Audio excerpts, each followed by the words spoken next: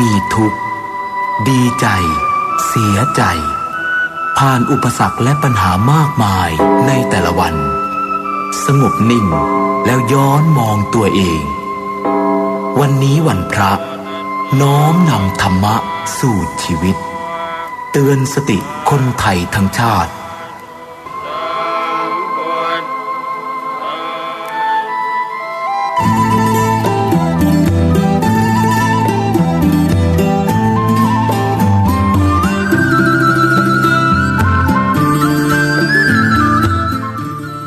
ลุกเจ้าตื่นตัวเจ้าบัวกาบหันเยื่องนาพังพร้อมลุกควายบ่ตันหนต่างกีดกอมก้าตัวบ่ต้อมปุ่นอายจุงเก่งเข้าไว้อย่าไปเฮือขวายต่อแน่สบายจำไว้เน้อเจ้าจำไว้เน้อเจ้าขอนอบน้อมเอากุณพระแก้วเจ้าทั้งสามประการอันมีพระพุทธพระธรรมพระสงฆ์กุณพ่อกุณแม่กุณครูบาอาจารย์กุณศีลธรรมกรรมฐานจงมาปกห่มรักษาครูบาอาจารย์พระเจ้าประสงค์ทุกรูปปกห่มรักษาบ่ออกไม่ออกศรัทธาท่านสาธุชนคนดีผู้สนใจใฝ่ในธรรมทุกท่านขอถวายความเคารพแสดงความนับถือพระมหาเถระพระเถรานุเถระเจ้าคณะพระสังฆาธิการครูบาอาจารย์ที่เปิดวิทยุฟังอยู่ที่วัดที่ว่าเวลานี้ขอความสุขความเจริญในธรรมความผาสุกดังใจความสบายดังกายจงได้บังเกิดแก่พ่อแม่พี่น้องพ่อออกแม่ออกพ่ออุ้ยแม่อุ้ยนักศีลนักบุญเท่าแก่น้อยใจยิ่งทั้งหลายทุกท่านได้เวลาแล้วเนอได้เวลาแล้วถึงเวลาแล้วได้เวลาสำหรับการรับฟังธรรมะอันเป็นสาระประโยชน์ทางด้านพระพุทธศาสนาน้ำธรรมคำสอนขององค์สมเด็จพระชินวรสัมมาสัมพุทธเจ้าได้มาปะมาพบมามาเล่าสู่บรรดาพ่อแม่พี่น้องพ่อออกแม่ออกศรัทธาท่านสาธุชนคนดีทั้งหลายแล้วไผที่ยังบ่ลุกเตื้อกะเกียมตัวลุกมาได้แล้วเนอะลุกมาได้แล้วตื่นมาได้แล้วหลับลุกเจ้ากินพักดังป่ายหลับลุกควายกินพักดังเก้าลุกเจ้าได้หลายลุกควายได้น้อยหลับลุกเจ้าเป็นเจ้าทั้งหลายหลับลุกควายป่าเฮือลูกหลานเป็นหนี้เป็นข้าเนอตื่นมาเหียเนอลุกมาเหียเนอลุกเนอลุกเนอลุกตื่นตื่นได้แล้วลุกได้แล้วญาติโยมท่านทั้งหลายอรุณสวัสดิ์ธรรมะสวัสดีปะกันเจ้านี้เป็นเจ้าของวันพัดวันพฤหัสบดีที่1เดือนธันวาคมพุทธศักราช2565วันนี้เป็นวันเดือน3เหนือขึ้น8ค่ำเดือน3เหนือขึ้น8ค่ำเป็นวันพระวันศีลวันนี้มาพบกับญาติโยมท่านสาธุชนท่านทั้งหลายในรายการเสียงธรรมแสงอรุณรายการเสียงธรรมแสงอรุณมาพบกับญาติโยมท่านทั้งหลายเป็นประจำเวลาตี 5 ถึง 6 โมงมาปะกัน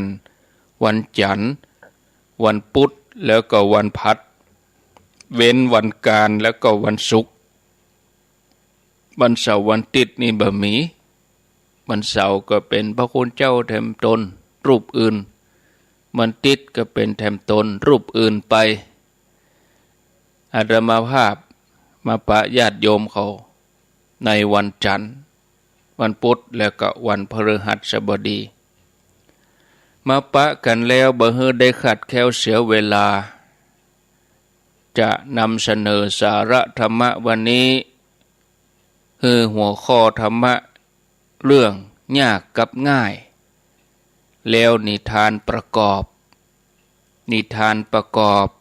ธรรมะเจ้านี้เรื่องมาขึ้นสวรรค์เจ้านายลงนรกเป็นจะใดก็รอฟังญาติโยมมาขึ้นสวรรค์เจ้าของลงนรกลองฟังพอเนาะก่อนที่จะฟังนิทานธรรมก็มาฟังสาระธรรมะเหียก่อนเรื่องยากกับง่ายญาติโยมท่านสาธุชนท่านทั้งหลายคนเฮานี่ก็แปลกกิจการใดที่เป็นความดีที่เป็นกรรมดีมีประโยชน์นี่บ่ชอบทำอ้างว่าบ่มีเวลาบ่ว่างอย่างกับวันนี้วันพระวันศีลยังไปวัดมีเวลานะบ่ว่างนะแต่มีเวลาไปทำสิ่งที่บ่ดีเนี่ยทำลายเวลาให้สิ้นเปลืองไปกับสิ่งที่มันเป็นประโยชน์นั่งเล่นไพ่เล่นไฮโลนั่งเล่นการพนันกินเล่นมัวเมากับอบายมุขอันนี้มีเวลานะบางทีมาวัดนี่ชั่วโมง2 ชั่วโมงบ่ว่างบ่มีเวลาเจ็บแข้งเจ็บขาเนี่ยก็มีข้ออ้างสปะแต่ว่าเวลาว่างที่มีเนี่ยเอาไปทำอย่างอื่นไปทำสิ่งบ่ดียิงนกตกป่านะเนี่ยอย่างหั่นน่ะฆ่าเวลา ไปเนี่ยอย่างฆ่าเวลาศรัทธาญาติโยมน่าเสียดายเวลาเป็นของมีค่าเฮามานั่งฆ่าเวลามานั่งทำลายเวลาทั้งที่กิจกรรมที่ว่ามาเนี่ยเป็นกิจกรรมที่มันได้ประโยชน์อะไรอย่างปลายบ่ปอบางสิ่งบางอย่างทำไปแล้วก็ทำให้ตัวเองเกือกกลัวกับความชั่วให้คนอื่นมองตัวเองในทางที่บ่ดีบางทีก็พิจารณาเอาคนเดียวตัดสินเอาคนเดียวว่ามันดีญาติโยมดีจะใดไปนั่งฆ่าเวลากับการเข้าสู่อบายมุขเสพสิ่งเสพติดกินเหล้าเมายายาบ้ากัญชาเฮโรอีนเพื่อจะฆ่าเวลาในที่สุดก็ติดยาเสพติดโดยที่บ่ตั้งใจญาติโยมนะมีภาษิตบาลีรองรับไว้ว่าสุกลานิอาสาธุนิอัตโนอหิตานิจะการบดีแล้วก็บ่เป็นประโยชน์แก่ตนเองทำได้ง่ายตรงกันข้ามสิ่งที่ดีเป็นประโยชน์ทำได้ยากยกตัวอย่างการบำเพ็ญตนเพื่อเป็นประโยชน์ต่อสังคมเสียสละเวลาส่วนตัวเพื่อทำงานส่วนรวมการช่วยเหลือคนพิการคนด้อยโอกาสบางทีก็มากลัวเสียเวลากลัวเสียเงินเสียทองเปิ่นประกาศว่าบัดเดี๋ยวนี้ต้องการเลือดเด้อสภากาชาดเปิ่นมารับบริจาคเลือดเพื่อจะเอาไปช่วยคนอุบัติเหตุตัวเก่าก็อยู่ในกฎในเกณฑ์ที่จะบริจาคได้แล้วตัวเก่าก็เคย ได้รับการบริจาคเลือดจากคนอื่นถึงแม้บ่ใจตัวเองก็ญาติพี่น้องตัวเองบ่วันใดวันหนึ่งเฮาก็อาจจะได้ขอร้องนะดีบ่ดีก็ใจเลือดของคนอื่นนะที่เพิ่นเอาไปเก็บไว้ในธนาคารเลือดนะถึงคราวเคราะห์คราวจนมา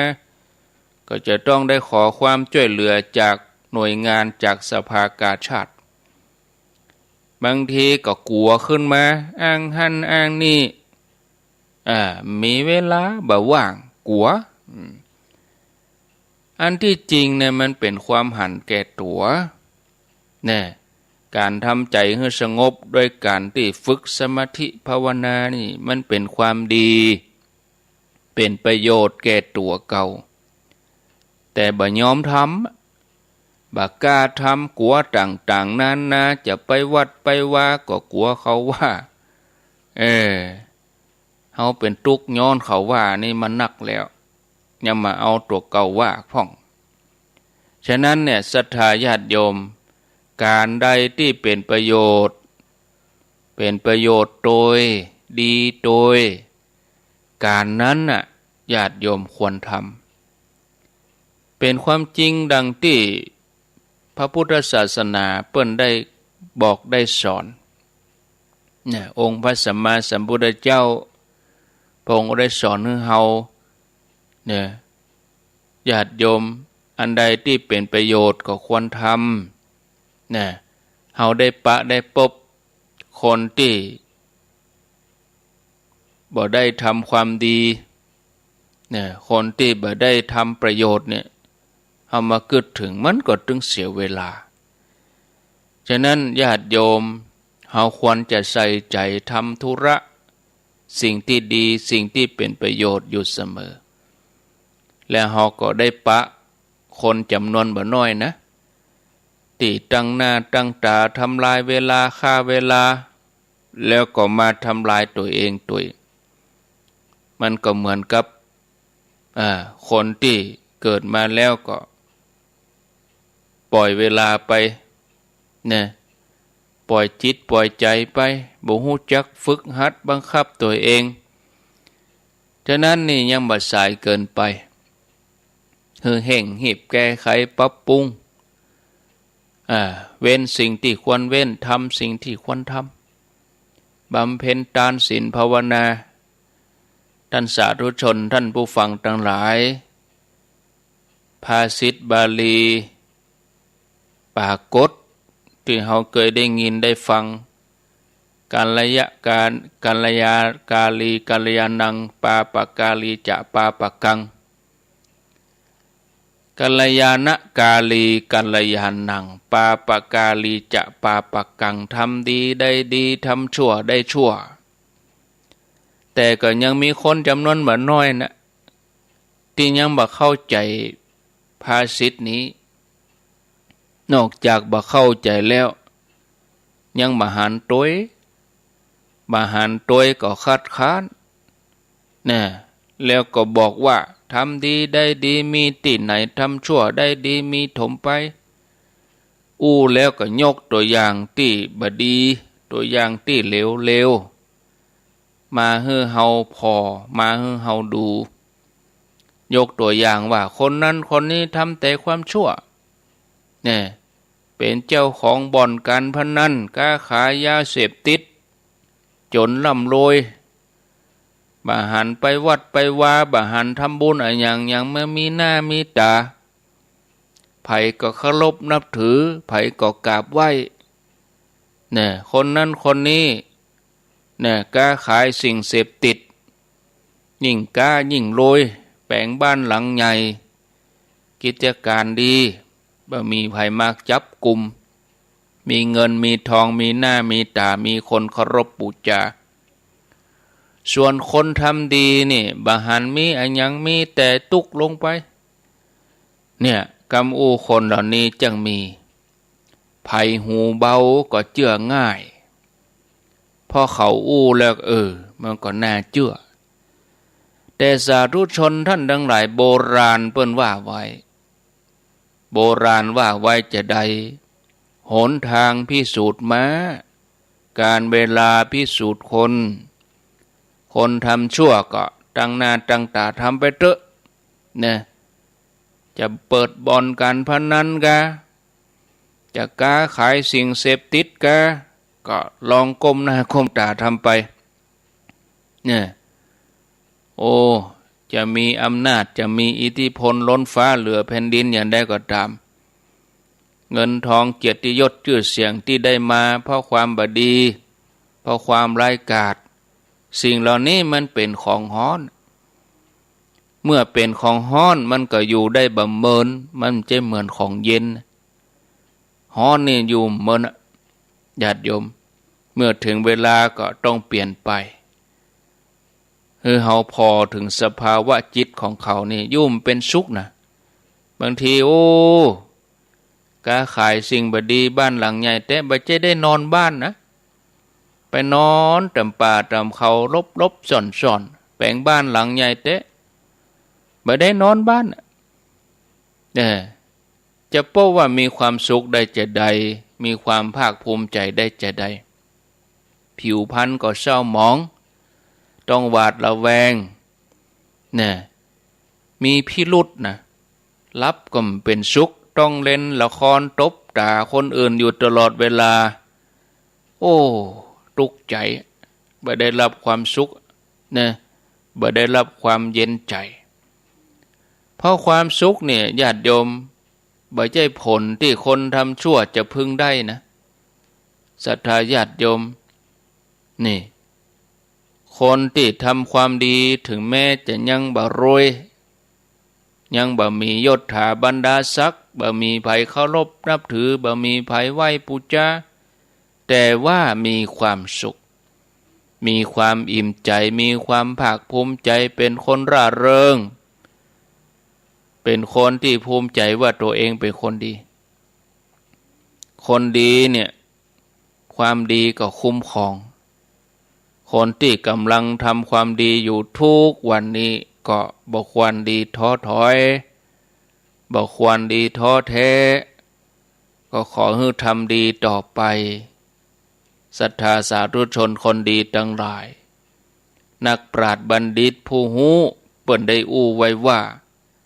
โลกนี้คือละครโรงใหญ่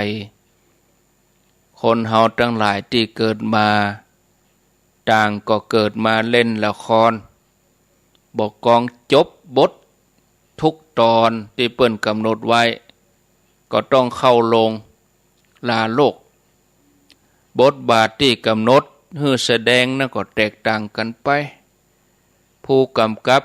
การแสดงละครชีวิตนั่นก็คือกรรมกรรมุนาวัตติโลโกสัตว์โลกย่อมเป็นไปตามกรรมบางคนพ่อเป็นเจ้าสวนแม่เป็นเจ้าสวนแต่ลูกได้เป็นหมอได้เป็นตำรวจได้เป็นข้าราชการได้เป็นหัวหน้างานทำงานดีบางคนพ่อแม่เป็นพ่อกาแม่กาหาเจ้ากินข้ามลูกได้ดิบได้ดีหรือบางทีพ่อแม่อ่านหนังสือยังบ่ออกเด้อลูกก็เป็นอาจารย์สอนหนังสือในมหาลัย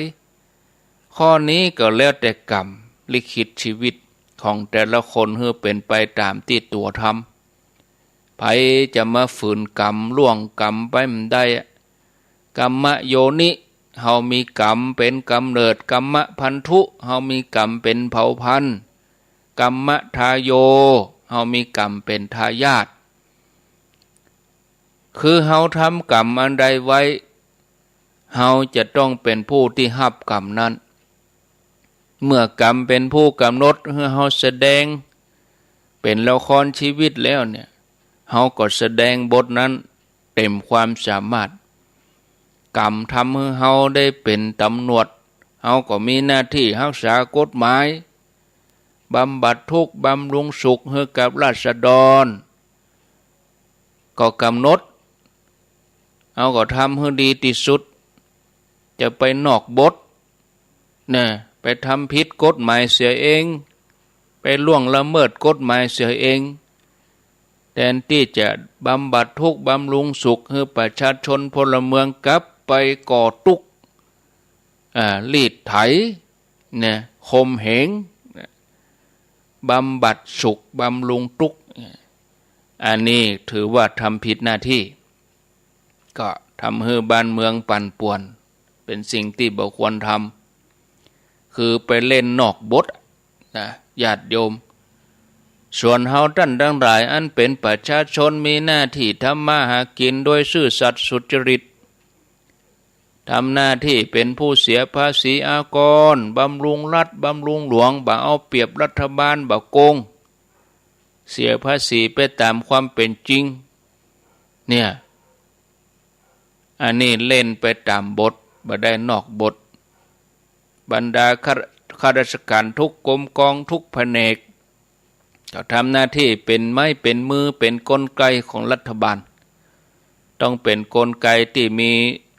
ประสิทธิภาพสูงนะตัวจักรทุกตัวเคลื่อนไหวในหน้าที่พัฒนาประเทศอย่างดีเพราะทุกคนอยู่ในบทครูบาอาจารย์อยู่โรงหำโรงเรียนก็ทำหน้าที่สอนแนะนำบอกกล่าวสอนแต่เรื่องดีๆให้กับลูกศิษย์บ่ได้สอนแนะนำไปในเรื่องที่เลวร้ายไผถูกสั่งให้เล่นบทนี้ก็ทำให้บทนั้นดีที่สุดไปตามบทนะแล้วการมีชีวิตนั้นก็จะมีชีวิตที่ราบรื่นเบิกบานมีแต่ความสุขมีแต่ความสบายสาธุชนนั่นทั้งหลายทุกชีวิตบอกว่าชีวิตคนหรือว่าชีวิตสัตว์เกิดมาก็จะต้องดิ้นรนเพื่อหยังดิ้นรนเพื่อความอยู่รอดดิ้นรนเพื่อให้ได้มาซึ่งปัจจัยในการดำรงชีพดิ้นรนเพื่อให้ได้มาซึ่งอาหารนะคนกับสัตว์นี่มันก็แตกต่างกันดิ้นรนเพื่อปากท้องถ้าอาหารเหลือเฟือมีคนจำนวนน้อยก็บ่ต้องไปดิ้นรนอะไรอย่างคนมีจำนวนน้อยอาหารมีนักมันก็บ่เดือดร้อนแต่ถ้าคนมีนักอาหารมีน้อยมันก็ต้องดิ้นรนเป็นธรรมดาสัตว์นี่มันวิเศษกว่าคนวิเศษอย่างใดญาติโยมวิเศษที่ว่ามันอิ่มแล้วมันก็หยุดแต่มนุษย์เฮามาอย่างอั้นมนุษย์เฮานี่มันมีความโลภมันมีความทุกข์นักกว่าสัตว์เพราะมนุษย์เฮามันบ่ฮู้จักหยุดอิ่มแล้วก็ยังหิวอยู่คำว่าหิวนี่บ่ใช่หิวอาหารหิวกิเลสหิวอำนาจหิวเพราะความโลภนะมนุษย์เฮาเนี่ยว่าชีวิตคือการต่อสู้อันอย่างญาติโยมไปต่อสู้อันอย่างต่อสู้กับมนุษย์ด้วยกันนี่ต่อสู้จะได้ก็คือว่าแย่งกันเป็นใหญ่ชิงดีชิงเด่นแข่งขันกันอิจฉาริษยากันอยากได้ลาภอยากได้ยศอยากมีหน้ามีตาอยากมีชื่อเสียงมีบริวารเมื่อตกอยู่ในอำนาจความอยากแล้วเนี่ยความอยากครอบงำแล้วเนี่ยมนุษย์เฮาก็พ่ายแพ้ต่อกิเลสพ่ายแพ้ต่อความอยากเมื่อพ่ายแพ้ต่อความอยากแล้วก็จะทำอันยังจะคิดอันยังก็เป็นไปตามอำนาจความอยากเนี่ยทั้งที่รู้ว่ามันเป็นของบดีมันเป็นความผิดมันเป็นความชั่วก็ยังกล้าที่จะทำกล้าที่จะคิดกล้าที่จะโดยเข้าใจว่าบ่มีไผฮู้บ่มีไผหันกำเป็นหยังแล้วก็อภัยให้ตัวเองยกโทษให้ตัวเองจนชาชินต่อความชั่วเนี่ยจมปักอยู่กับความชั่วยากที่จะกลับใจที่สุดก็จมดิ่งลงไปนะศรัทธาญาติโยม ถ้ายังบ่สายเกินไปก็ควรจะถามตัวเองว่าต้องต่อสู้นั่นนะต่อสู้เพื่อไผถ้าต่อสู้เพื่อตัวเองก็ให้หยุดแล้วก็บอกว่าอันนั้นเป็นความหันแก่ตัวถ้าต้องต่อสู้เพื่อคนอื่นต่อสู้เพื่อส่วนรวมแม้จะต้องสละอันใดอันหนึ่งก็ยอมพึงสละทรัพย์เพื่อรักษาอวัยวะเนี่ยพึงรักษาอวัยวะเพื่อรักษาชีวิตเนี่ยญาติโยมนะพึงรักษาแล้วก็ให้สละทรัพย์อวัยวะชีวิตให้รักษาความถูกต้องรักษาธรรมนะญาติโยมต่อสู้เพื่อคนหมู่มากคนใดคนหนึ่งอาจหารที่จะทำอย่างนี้คนทั้งหลายก็ต้องเอาใจช่วยไม่ใช่ไปรอสมเพศเวทนาไม่ใช่ไปรอซ้ำเติมปุ้นต้องให้กำลังใจนะถ้าต่อสู้เพื่อตัวเองคนเดียวก็จะบ่มีภัยเอาใจช่วยเฮาเลยฉะนั้นก่อนที่จะทำอะไรอย่างลงไปก็ให้ถามตัวเองก่อนว่าถ้าบาดทำลงไปแล้วเนี่ยมันแก้ยากนะสิ่งที่ทำไปแล้วนี่ทำคืนบ่ได้เหมือนถมน้ำลายไปแล้วเนี่ยจะปิกคืนมาใหม่นี่มันก็ยากศรัทธาญาติโยมเนาะสาระธรรมะนำมาเสนอญาติโยมทั้งหลายในเจ้านี้เอาไว้เต้าอี้ต่อไปมาฟังนิทานเวลาก็เวยเนอะปุ๊บปั๊บเนาะนิทานเรื่องหมาขึ้นสวรรค์เจ้านายลงนรกว่ะขออนุญาตเด้อญาติโยมมีละอ่อนน้อยคนหนึ่งไปทะเลสาบลึกเล่นทอยกับเบื้องบนน้ำคำว่าทอยก็คือว่ายูทอยทอยคือยูกระเบื้องนี่มันลอยน้ำหรอละอ่อนนี่ก็ลอยคอแล้วก็กระเบื้องนี่มันลอยน้ำเนาะกระเบื้องเป็นแผ่นแล้วก็ยูกระเบื้องเข้าไปหากันเล่นอย่างใดบ่ฮู้ละอ่อนนี่ก็มีแผ่นกระเบื้องเต็มกระเป๋าเป็นกระเบื้องแบนแล้วก็เลาะไว้มนพ่องหยิบออกมาทีละแผ่นก็เอามาลอยไปตามปื้นน้ำทะเลสาบโดยทำให้แผ่นกระเบื้องเนี่ยแล่นไปตามบนผิวน้ำแล้วก็แผ่นกระเบื้องนี่มันก็จะท้อนขึ้นบนตึง3ตึง4ก็จมนะหมาของเขาก็นั่งห่างออกไปหน่อยพอเจ้านายอยู่ทันทีทันใดนั่นนี่ก็มีน้ำกระเด็นขึ้นมาละอ่อนนี่ก็ตกลงหาดลงเลนยิ่งดิ้นก็ยิ่งจมดิ้นไปดิ้นมายิ่งดิ้นก็ยิ่งจมเกือบจะมิดตัวหมาตัวนี้ก็กระโดดลงไปเอาปากงับเสื้อลากขึ้นมานะแต่ละอ่อนนี่ก็โคตรว่ะนะเพราะหมาเนี่ยทำให้เสื้อมันปุดละอ่อนน้อยนี่ก็เลยยูหมากตัญญูนี่ตกลงไปในทะเลลึกในเชิงบังคับนะแล้วก็แกล้งเอากระเบื้องเนี่ยลุมขว้างนะจนมานั้นลบบ่ได้นะโอ้เกือบจะจมขี้เปอะทีนี้ก็มีหมาป่าตัวหนึ่งกำลังหิวหันการกระทำของเด็กน้อยคนนี้เกิดว่าโอ้หมาตัวนี้น่าอินดูคงดีใจที่หันเจ้านายใจให้ได้รับอันตรายเนี่ย ก็เลยเข้าไปกระซิบว่าก็ปล่อยให้ข้ากินมันเหียเนอะนะแต่หมาตัวนั้นน่ะแกล้งเป็นหูข้างหนึ่งหนวกทำเป็นบ่ได้ยินเมื่อหมาป่าอู้จนขี้ค้านอู้ละเอาให้ข้ากินมันเหียมันบ่ฮู้กุนเจ้าให้ข้ากินเหียนะหมาป่านี่ก็กระโดดไปที่ละออนนั้นฝ่ายหมาที่เป็นมีเจ้าของหมากตัญญูเนี่ยนะก็กระโดดตัวคัดขวางต่อสู้กันอย่างเต็มกำลังจนครบหมาป่าได้ละออนคนนี้ก็ไปลบซ่อนอยู่ที่พุ่มไม้กำไม้ต้นใหญ่ไว้หมาตัวนี้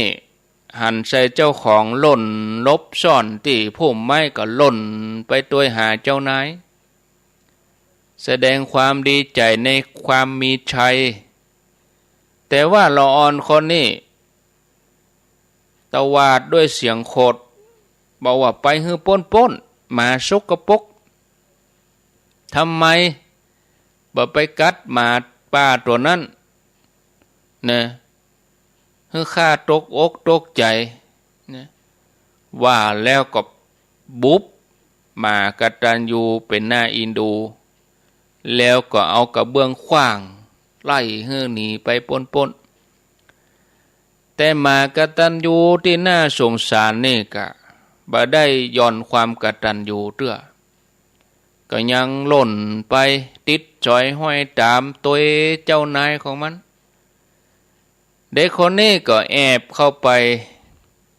ขึ้นเกาไม้ในสวนละออนนี่ก็เป็นลักบิดผลไม้ในสวนของเจ้าของทางที่ฮู้ว่าเจ้าของสวนเนี่ยเป็นคนอำมหิตเป็นคนขี้โคตรขี้เกียจบ่เคยให้อภัยกับขโมยคนใดแต่ขณะนั้นก็นึกเห็นว่าเจ้าของคงจะบ่อยู่ก็เลยขึ้นไปต้นไม้ดิดเอาหน่วยเปิ้นปิดเอาหน่วยนะแล้วก็เอาจ่งลงมาที่หมาตัวนั้นอยู่ทันใดนั้นเจ้าของสวนก็ออกมากำปืนออกมาไล่เล็งไปที่ละออนที่ขึ้นบนต้นไม้ก็บอกว่า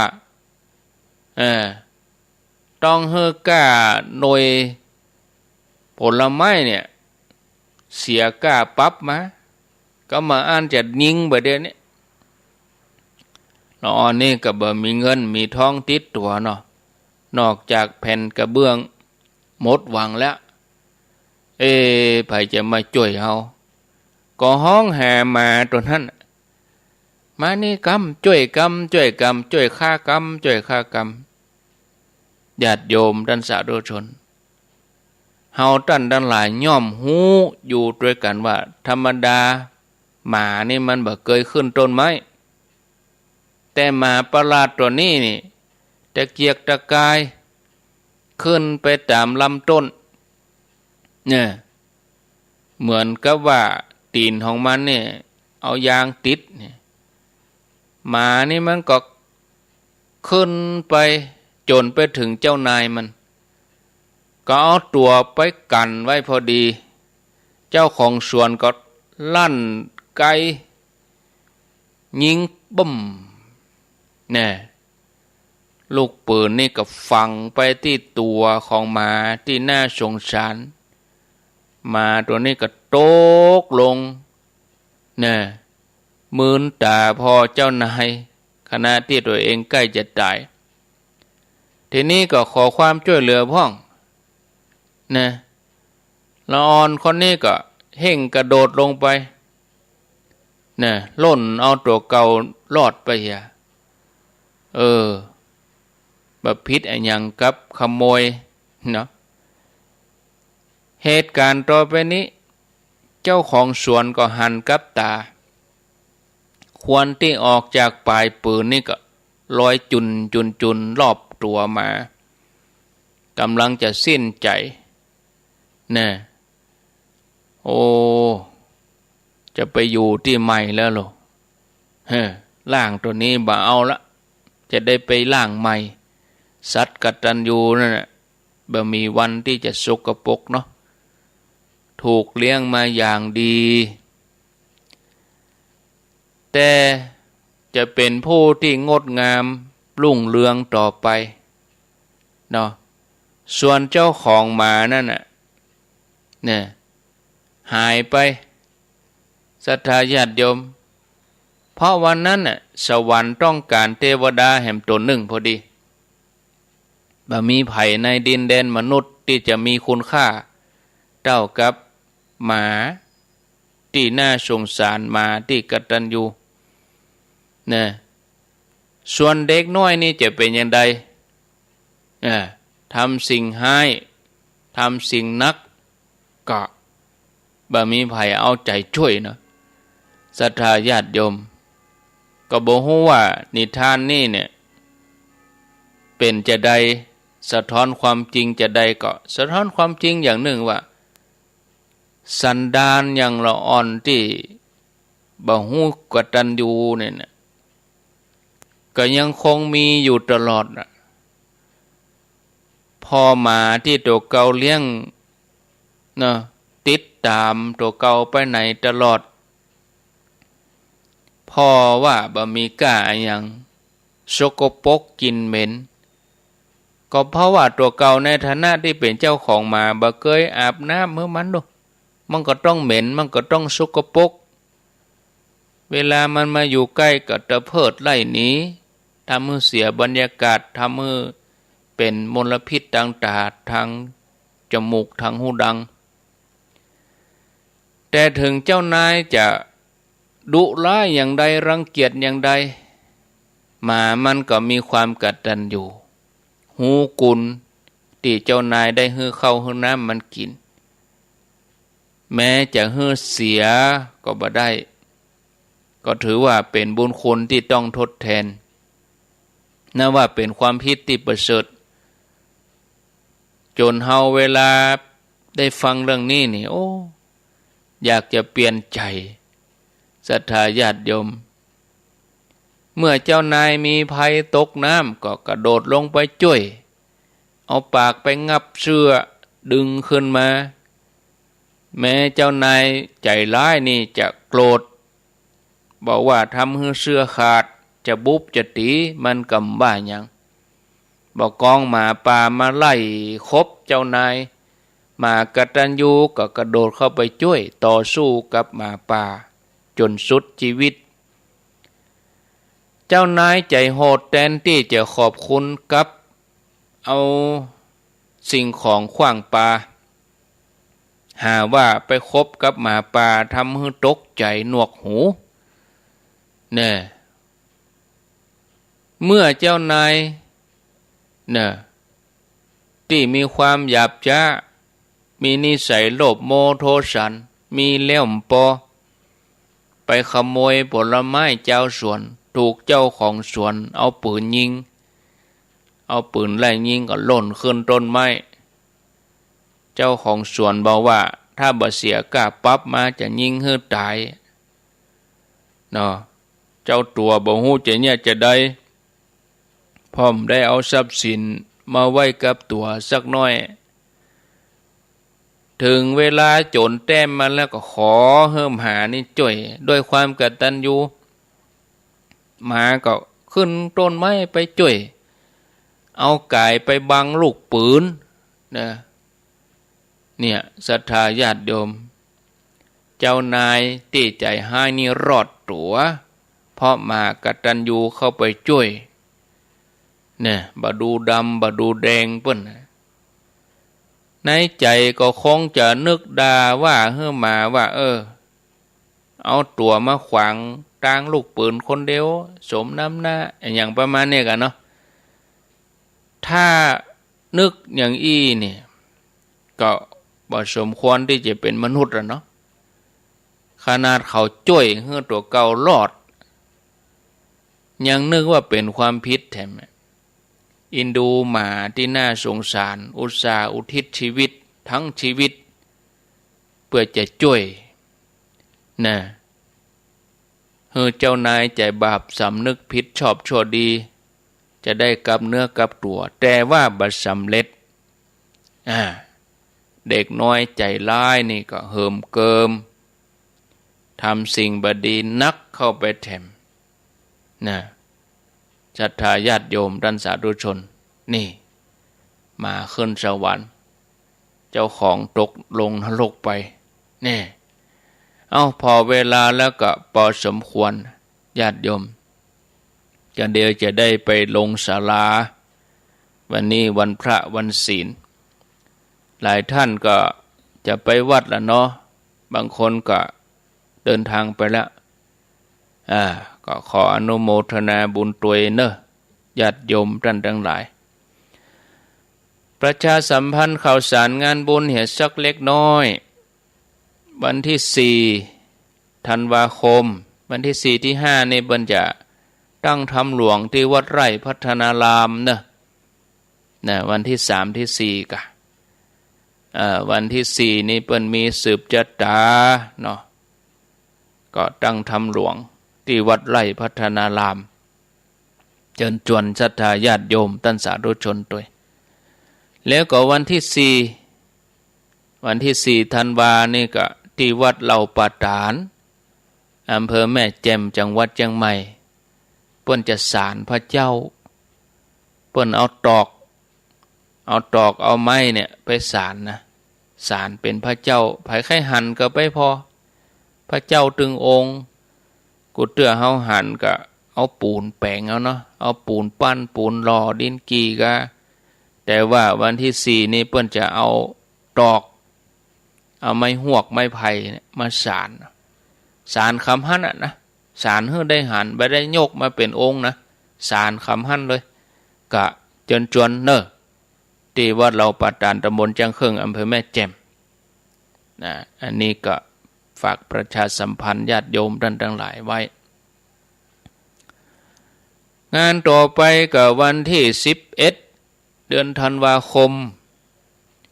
เดือนธันวานี่กิจกรรมทีหน่อยนะเข้ากรรมการงานอย่างต่างๆวันที่11นี่ก็มาร่วมทำบุญสืบจัดหางานประเพณีอิติปิโสที่วัดปักตังเจริญวันที่11 ธันวาเวลา 9 นาฬิกาเป็นต้นไปตกเมื่อค่ำยามแลงเวลาประมาณ18 นาฬิกา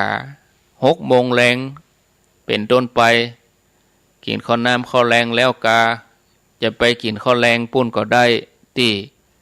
วัดเหล่ามนทาทิพย์เปิ้นจะมีการยกองค์พระประธานขึ้นประดิษฐานแต้นสุกชีหรือว่าแต้นแก้วนั่นนะแต้นพระในวันที่11เนอะญาติโยมวันที่11เนอะก็เชิญชวนไปร่วมกันยกองค์พระประธานประดิษฐานศาลาที่วัดเหล่ามนทาตอนมื้อแลงนะสบายดีเมื่อวันมันฮ้อนบ่เดียวนะมันฮ้อนญาติโยมแมลงเนี่ยสะดวกดีภารกิจอันอย่างเฮาก็ว่างเว้นแล้วหรอเมื่อวันมันก็ต้องมีการมีงานเฮาไปการไปงานกันน่ะเมื่อวันทำมาหากินเนาะวันที่11ก็มาค่ำ12 ถึง 22 ธันวางานปริวาสที่วัดม่อนฤาษีก็ปีนี้ก็จัดอยู่ญาติโยมทั้งหลายว่างเว้นไป 2-3 ปีเนื่องจากสถานการณ์โควิดเนาะเปิ้นบ่ได้จัดมา 2-3 ปีปีนี้ก็เปิ้นกำหนด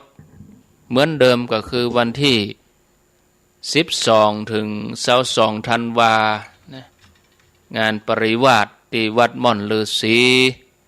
ก็เชิญชวนศรัทธาญาติโยมช่วงนี้พระคุณเจ้าก็มาหลายตนแล้วเกือบ30แล้วญาติโยมจะไปเลี้ยงเพลกะถวายพระทหารเจ้ากะข้าวสุกของกินอาหารข้าวสารผักไม้ไส้เครือกะ ไปร่วมได้ตั้งแต่บัดเดี๋ยวนี้ที่วัดม่อนฤาษีก็วัตถุดิบ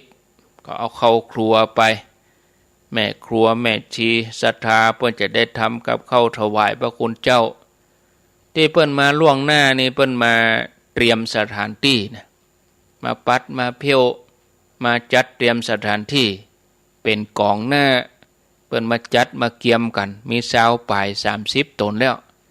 โอ้เลี้ยงดูกันเป็นเดือนแล้วก็วันที่12 ถึง 22นี่ก็ต่อไว้แถมเนาะก็เชิญชวนเนอะญาติโยมใส่บาตรมาเจ้าแต่หมู่เวียงป่าเป้านี่เปิ้นจะมานอนเพะวันที่11มานอนนี่เหมือนกูปีนอนตีปักตังเจริญเสร็จเรียบร้อยวันที่12มาเจ้าก็พากันไปใส่บาตรที่วัดม่อนฤาษีเนาะก็เชิญชวนญาติโยมทั้งหลายด้วยเอาแล้วเนอะพอเวลาแล้วก็เดี๋ยวชั่วโมงที่2นี่อาตมาจะเอาเทปเก่าเปิดนะ6 โมงถึง 7 โมงนี่ท่านวัดบ้านต้อท่านกัมปนาทกิติวิสุทโธเปิ้นบ่ได้อยู่เปิ้นติดธุระวันนี้วันพระเปิ้นก็จะต้องไหว้พระทำวัดสวดมนต์ลงศาลาเปิ้นบ่ได้จัดรายการวันนี้วันพัดอาตมาจะเอาเทปเก่าของอาตมาจัดรายการเมื่อเดือนธันวาปี61เอามาเปิดให้ญาติโยมฟังตอนที่เปิดสายก็บ่ต้องโทรเนอะเพราะว่าเป็นเทปเก่าเขาไปโทรนี่ก็ตึมหู้เรื่องกันนะมันคนละเวลาคนเท่านี่จังลงรายการตุลุงตะกี้ก็โทรหาอาตมาติ๊กแม่ย่ำโทรหาเบอร์พ่นไอ้แม่จดบัตรตันตุลุงบอกอวยล่ำไปตุลุงก่อนนานบอกเบอร์เหียวะแล้วก็มาบ่นให้อาตมาฉะนั้นญาติโยมไผโทรติดก็จะต้องบอกให้ตุลุงป่นกันตุลุงบอกเบอร์โทรมันบอกจ้าคนเฒ่าฟังใหม่เปิ้นโทรบัตรตันอีกโยมก็โทรหาอาตมาโดยเฉพาะญาติโยมตั้งลำปางฟังมจรเนี่ยเปิ้นฟังใหม่เนาะอย่างหมู่เฮาทั้งหลายที่ฟังมาเมินนี่เฮาฮู้กะคนเฒ่าบางคนนี่บ่จดตันได้นะเปิ้นพกเอาเบอร์โทรได้วันไหนตัว2ตัวเจ้านี้ได้เฮ็ด3ตัวมันพกฟังก็ได้แหม2ตัวยะอันนี้เวลาเฮาจะโทรเฮาก็พอให้ก่อนตนนั่นจัดรายการก็เฮาไปโทรไปเลยบางทีจำเบอร์เดียวจำก็เบอร์อาตมาตนอื่นจัดรายการก็โทรหาอาตมาอยู่ติ๊กมันไปได้ใหญ่มันเปิ้นก็อยู่คนละที่เนาะครูบาอาจารย์เอาแถมงานนึงเนอะเดือนธันวาแต่ว่านี่ก็ไปประชุมปรึกษาหารือกันครูบาอาจารย์ตุลุงด้วยตุลุงแดงท่านพระครูปริยัติรัตนโชติเปิ้นจะมีการทำบุญสืบชะตาท่านพระครูบวรธรรมารามวัดเปมารามเมืองน้อยตำบลแม่เจดีย์ใหม่วันที่27 ธันวาคมเนอะวันที่26นี่เปิ้นก็จะตกแต่งดาเตรียมสถานที่สืบชะตาในวันที่27 ธันวาเชิญชวนศรัทธาญาติโยมทั้งหลายด้วยที่วัดเปมารามเมืองน้อยนะวันที่27 ธันวานี่นะปลายปีเนาะปลายปีปลายเดือนก็ออกกรรมปริวัติแล้วพอดีล่ะนะไผจะโทรเข้ามาก็5 นาทีสุดท้ายมีก็ขอเจริญพร0998366322ฟังจากที่ไหนจังใดฟังคลื่นไหนสถานีใดก็โทรมาวันนี้วันที่1ก็งานทำบุญสืบชะตาทำบุญอายุวัฒนมงคลท่านพระครูสังวรศิลาภิลักษ์วัดไชมูลตำบลแม่กาอำเภอสันป่าตองวันนี้นะเปิ้นทำบุญสืบชะตากันที่วัดไชมูลจะเลินพรเจ้าไหว้สาเจ้า แล้วปีไหนแม่ก็โทรมาหาเตื้องอ๋อจะสิ้นปีแล้วโอ้ เจ้าจะสิ้นปีแล้วปีไหนแม่โทรมาหาท่านเตื้อง โมทนาเนอเจ้าสาธุอยู่เมืองฝางปุ่นเจริญพรโทษจากไหนโทรจากบ้านคายแม่อายอำเภอแม่อายฟังพระบาทอุดมเนาะเจ้าอยู่บ้านอย่างก็บ้านคายบ้านคายอีกอะอ๋อบ้านคายหมอกโจกดีเนอเจ้ายังท่านพักปีว่ามาเจ้ารถเอาจะเบอร์ส่งเอากำเบอร์กำตัว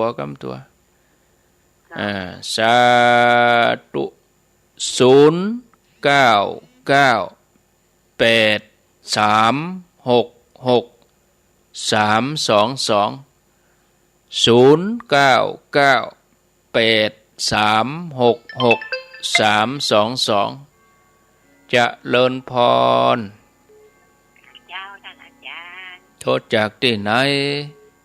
แม่อยู่บ้านอุโมงค์หลับปูนนะเจ้าอุโมงค์หลับปูน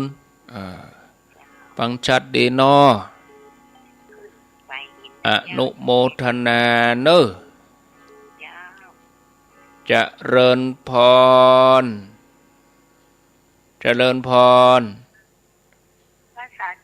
โทษจากที่ไหนบ้านไหลเสือท้องเมืองลำปางฟังคลื่นบุญญาวาสเนาะบ้านไหล